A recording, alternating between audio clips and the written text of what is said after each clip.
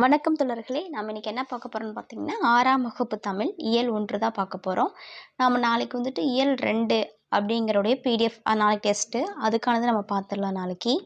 சரி வாங்க இன்றைக்குள்ள போகலாம்.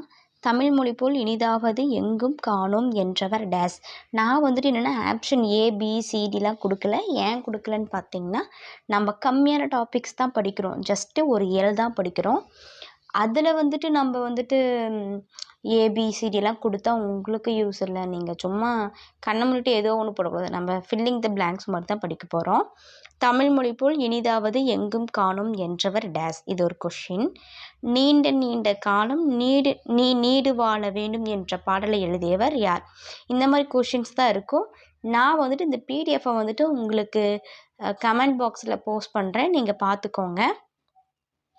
பெருஞ்சித்தனாரின் இயற்பெயர், பாரதிதாசனின் இயற்பெயர் 4வது கொஷின். 5வது கொஷின், தமிழே உயிரே வணக்கம் தாய் வெள்ளை உறவம்மா பாடலை எழுதியவர் யார்?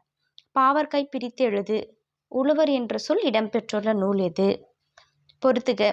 மேதினா என்ன, சமூகம்னா என்ன, உள்ளே போட்டு விளைவு அப்படின்னு என்ன, ஆப்ஷன் பொறுத்துக்க மட்டும் உங்களுக்கு நான் ஆப்ஷன் கொடுத்துருக்கேன்.